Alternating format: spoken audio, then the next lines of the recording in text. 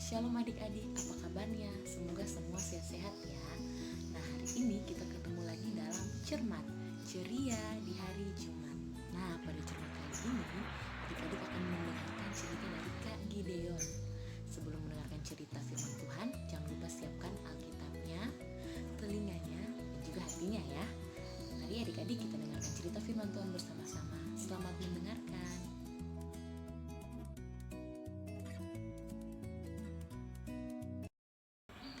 Shalom adik-adik, gimana kabarnya? Kakak tetap mendoakan kita semua dalam keadaan yang sehat. Hari ini Kak Gideon mau sharing firman Tuhan mengenai perjalanan pelayanan Rasul Paulus. Tapi sebelumnya kakak mau tanya nih, siapa yang sudah mulai bosan di rumah aja? Ayo angkat tangannya. Wah, iya ya, kalau kita di rumah aja dalam waktu yang lama, terus yang dilakukan itu-itu saja, pasti lama-kelamaan jadi bosan juga ya. Tapi adik-adik, apa yang kita alami belum seberat yang dialami oleh Rasul Paulus loh. Siapa yang tahu siapa itu Rasul Paulus? Boleh angkat tangannya. Rasul Paulus adalah salah satu penulis dari kitab-kitab di Perjanjian Baru. Bahkan Rasul Paulus yang menulis kitab-kitab paling banyak di Perjanjian Baru. Nah, Rasul Paulus waktu melayani, dia mengunjungi dari satu tempat ke tempat yang lain, dari satu kota ke kota yang lain. Banyak keadaan yang harus Rasul Paulus alami. Bukan hanya pengalaman yang enak, tapi juga pengalaman yang tidak enak. Ya, salah satunya Rasul Paulus pernah diusir loh, waktu dia mengunjungi satu tempat dan orang-orang di situ tidak menerima kedatangan Rasul Paulus. Bahkan Rasul Paulus juga sempat dianiaya, dipukuli oleh banyak orang. Tapi itu tidak mematahkan semangat Rasul Paulus. Ditambah, Rasul Paulus juga pernah mengalami sakit yang cukup parah. Bahkan dalam kelemahannya pun, Rasul Paulus masih tetap mengucap syukur kepada Tuhan.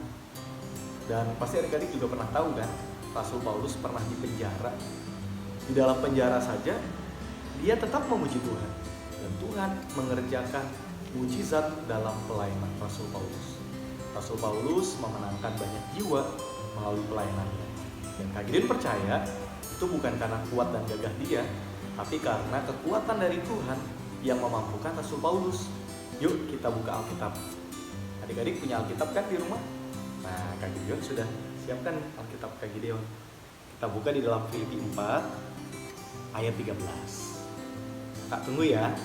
Adik-adik ambil Alkitabnya, lalu buka di dalam Filipi pasal 4 ayat yang ke-13.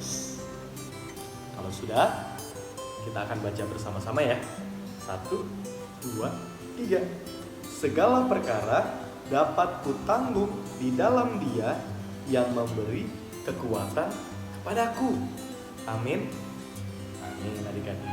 Nah, lihat, Rasul Paulus percaya bahwa segala perkara dapat Rasul Paulus lalui karena ada Tuhan yang memberikan kekuatan.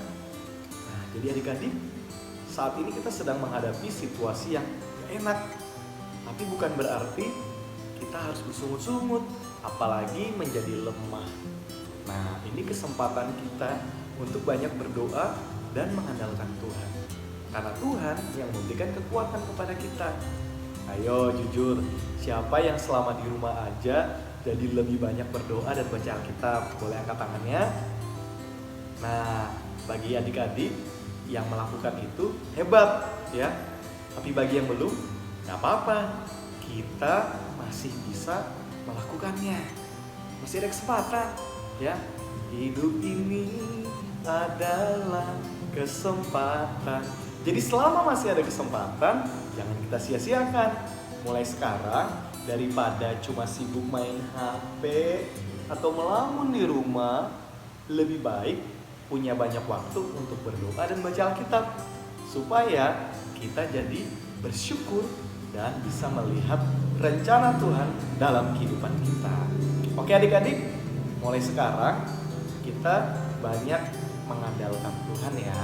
Mulai sekarang banyak waktu untuk berdoa dan baca Alkitab. Nah, Kak Gideon mau tutup dengan doa. Yuk, kita siapkan hati, kita kita mau berdoa pada Tuhan. Mari kita tundukkan kepala, lipat tangan, dan tutup mata. Tuhan Yesus, terima kasih. Kami bersyukur karena Tuhan masih melindungi kami. Tuhan masih memelihara kami. Meskipun kami harus melewati keadaan yang kurang enak, kami harus diam di rumah saja selama beberapa waktu yang cukup lama, tapi kami mau belajar bersyukur dan kami mau mengandalkan Tuhan. Tuhan adalah kekuatan kami. Rencana Tuhan pasti yang terbaik. Tuhan Yesus, berkati kami semua yang ada di rumah. Tolong kami agar kami punya banyak waktu untuk baca Alkitab, berdoa, dan mengucap syukur kepada Tuhan. Terima kasih Tuhan Yesus, di dalam nama-Mu kami berdoa dan kami bersyukur. Haleluya. Amin. Terima kasih adik-adik. Sampai ketemu di lain kesempatan. Kak Gideon undur diri. Bye-bye. Tuhan Yesus memberkati. Nah, adik-adik sudah mendengarkan cerita firman Tuhan kan?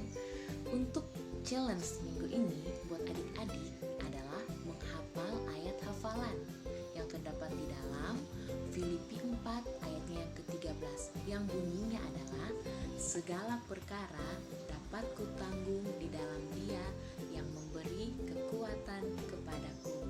Nah, gampang kan ayat hafalannya? Jangan lupa ya, ditunggu video menghafal ayat hafalannya. Oke adik-adik, sampai jumpa di Cermat minggu depan. Tuhan Yesus memberkati. Bye-bye.